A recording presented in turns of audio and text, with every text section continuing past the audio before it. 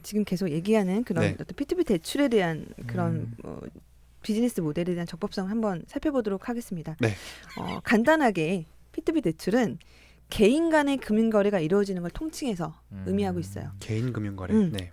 그러니까 보통은 아까 말씀드린 것처럼 금융기관에 가서 돈을 빌리고 또 돈거래 이제 금융거래가 이루어지는데 이게 개인 간에서 이루어지는 거를 이제 의미하는 거예요.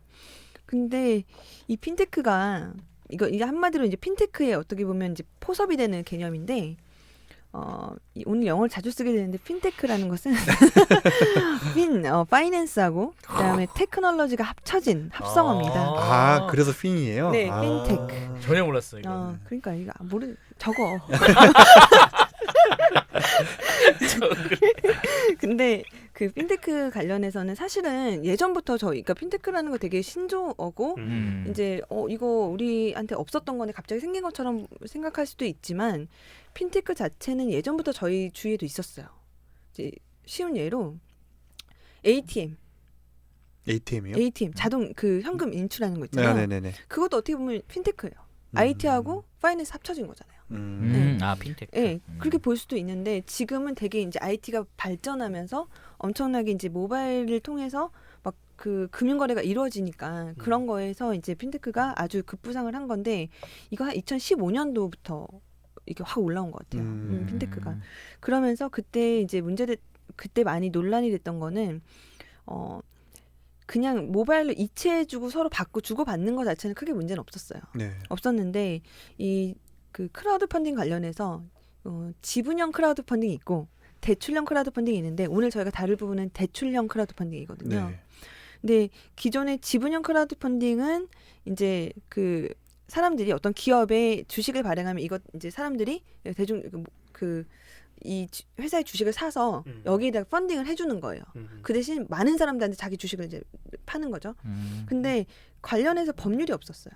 근데 법률이 없었다가 2015년인가요? 그때 아마 자본시장법이 개정되면서 이게 들어갔고요.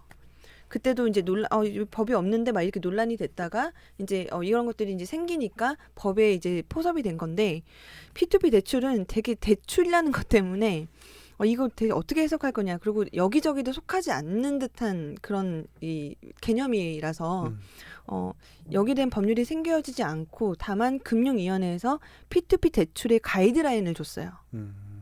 행정 지도라고 보면 되는데 그래서 그걸 줘가지고 거기에서 이제 맞게 했는데 법령이 없으니까 이들은 이런 사업을 하는 사람들은 여전히 법 외에 있는 거예요. 네.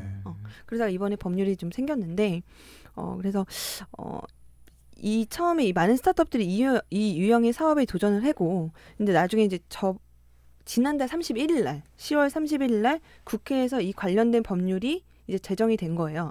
근데 이 이름이 뭐냐면 온라인 투자 연계 금융업법. 온라인 투자 연계 금융업법. 너무 어렵잖아요. 원래 이거를 줄여서 온투법이라고도 한대요. 온투법. 그것도 이제 별로 입에 안 익는데. 근데 이게 그 P2P 대출이라고 하는 게 네. 그러니까 그 직접 개인 간 대출을 하는 거를 돈 빌리는 거? 그걸 중개하는 건가요?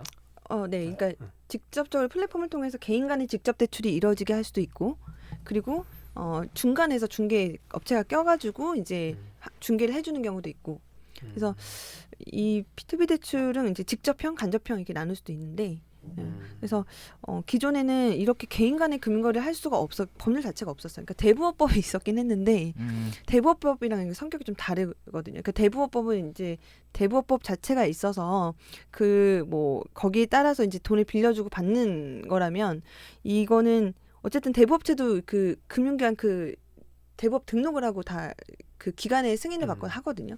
근데 이거는 승인받지 않은 개인이 그냥 빌려주는 거잖아요. 제가 변호사님한테 돈을 빌리고 싶다. 근데 물론 특정 회사 하는 건 아니지만 제가 돈이 필요한 사람이 이제 플랫폼에 게시가 되고 그러면 여기에 대해서 이분이 이제 신용도라든지 이런 것들을 나름 그 P2P 업체에서 파악을 해서 신용도 직업은 뭐고 막 이렇게 해서 이번에 월급은 대충 어느 정도 돼서 1,000만 원이 필요한데 이걸 빌려주면 이자율은 얼마로 해서 어떻게 갚을 수 있다. 이게 나오는 거죠. 그래서 이제 변호사님이 제가 마음에 들면 보고 빌려주겠다 해서 이제 거래가 이루어지는 건데 그게 그거구나. 네. 이게 이 얘기를 들었을 때 이거 받고 싶으세요?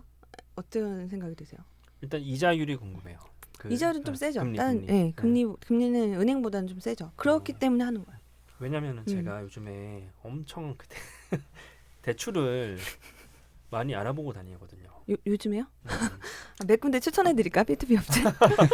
우리 옆세무사가 하고 있는데 아, 업체. 그러니까 그게 그 요즘 또 이제 부동산 규제가 되게 심해가지고 만약에 제가 가지고 있는 집을 담보로 뭔가 돈을 빌리면 뭐 몇 년 내에는 뭐 집을 구입하면 안 된다. 약간 이런 조건들이 있어요. 그러니까 근데 어떻게 될지 모르잖아요. 제가 뭐 투기를 하려는 사람은 아니지만 뭐 집을 팔고 다시 살 수도 있는 거고. 그래서 이제 대출에 너무 규제가 이제 많이 이제 심해지다 보니까 좀 자유롭게 좀 빌리고 싶은데 약간 그런 생각도 들고.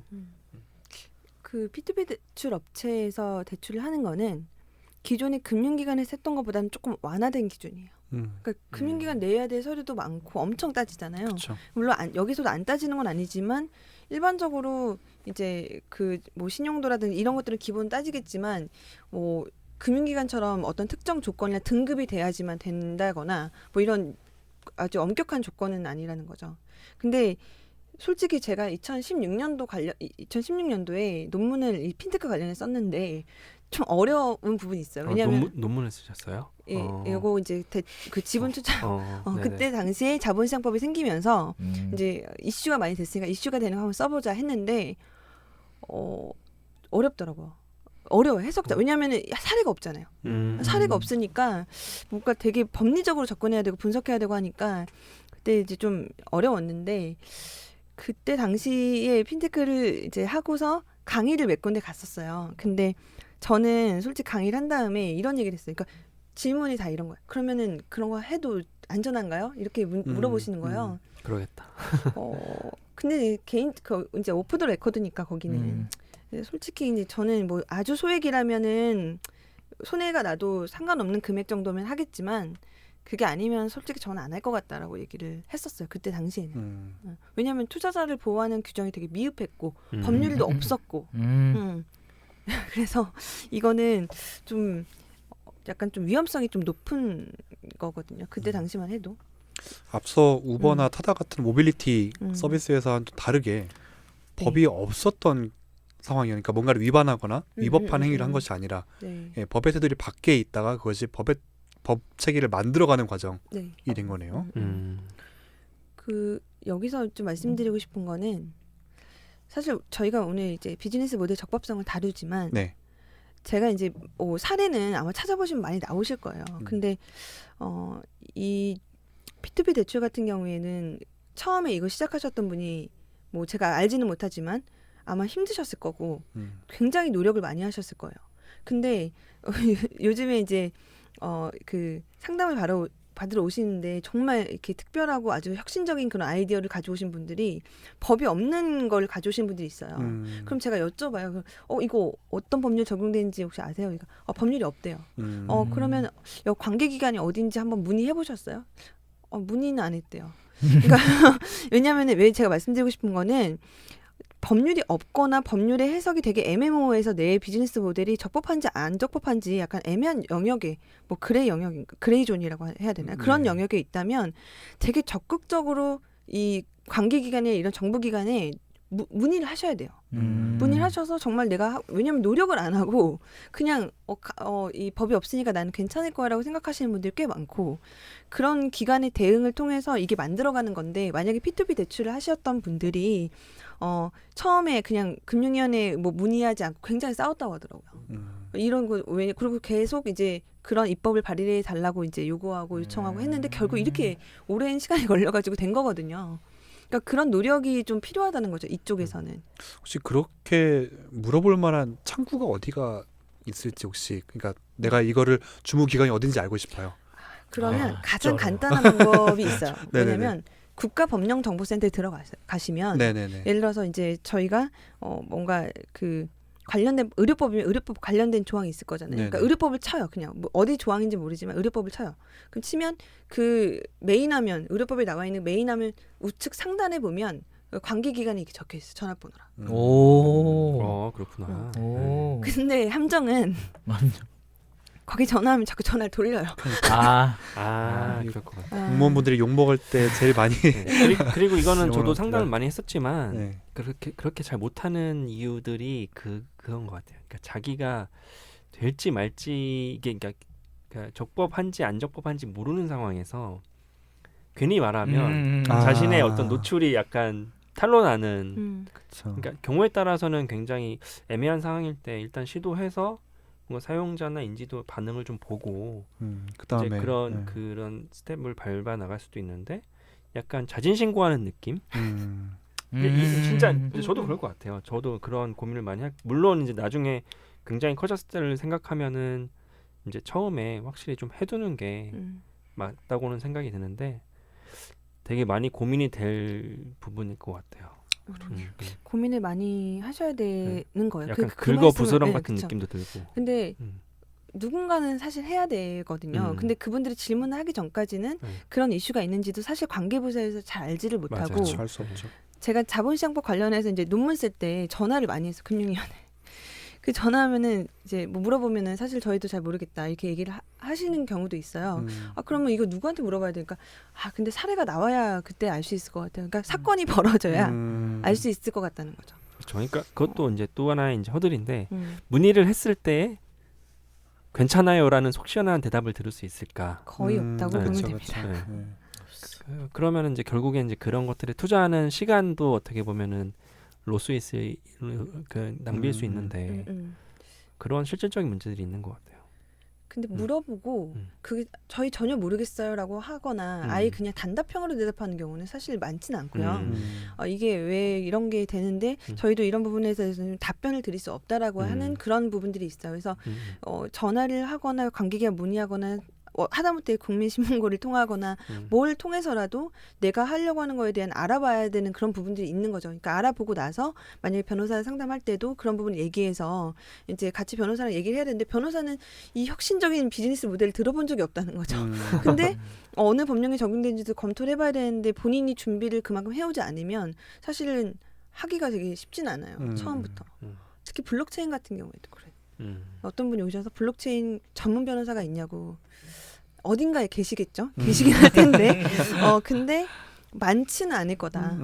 왜냐하면 이제 이 나온 지 얼마 되지 않았고 관련 법령이나 이런 거 재정비가 제대로 정비가 되어 있지 않은 상황이기 때문에 그 여기서 스타트업이 중요한 거는 이걸 같이 연구하고 분석할 이제 파트너가 필요한 거예요. 그건 이제 그런 대비는 꼭 하셨으면 좋겠다는 거죠.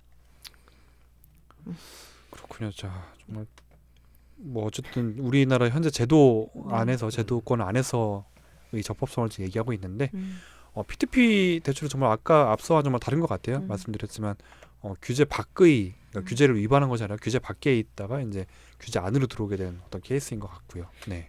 나중에 한번 그 핀테크 관련해서 따로 떼어가지고 좀 같이 얘기를 해봐도 재미있을 것 같아요. 이게 양이 그러게요. 많아서. 네네네. 또 워낙 맞아, 또 핫하죠. 예.